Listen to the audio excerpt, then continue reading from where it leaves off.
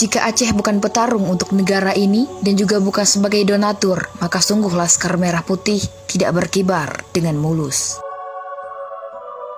Hampir 80% rakyat Indonesia tidak mengetahui bahwa Aceh bukan hanya saja jadi donatur di darat, tetapi Aceh juga pernah menyumbangkan kapal laut untuk kemerdekaan Republik Indonesia. Kapal tersebut ialah kapal laut Indonesia yang pertama yang dibeli oleh rakyat Aceh dengan sukarela. Hampir 80% generasi bangsa tidak mengetahui tentang asal-usul kapal laut dengan kode PPB 58LB yang dinakodai oleh Johli. Bahkan mereka cenderung dengan kisah nahkodanya. Padahal jika tanpa adanya kapal, maka pun tidak berguna. Begitulah penafsirannya.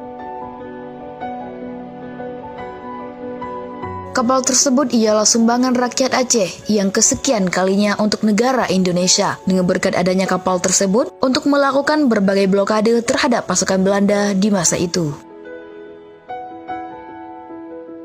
Antusias Indonesia di masa perjuangan sangatlah miris, sebab jangankan untuk memproduksi di masa itu, para leluhur hanya memunguti dan juga membelinya. Walaupun membeli bukanlah pilihan mudah, mengingat ekonomi Indonesia pada masa itu belum ada sama sekali. Lagi dan lagi, rakyat Aceh harus memberikan bantuan untuk Indonesia demi tercapainya kemerdekaan yang hakiki. Kali ini berupa kapal laut dengan kode PPB 58LB. Kapal ini pun memberi pengaruh besar untuk bangsa ini. Kapal tersebut dikemudikan oleh seorang laksamana muda bernama Johli, lahir pada tanggal 11 Maret 1911 di Manado.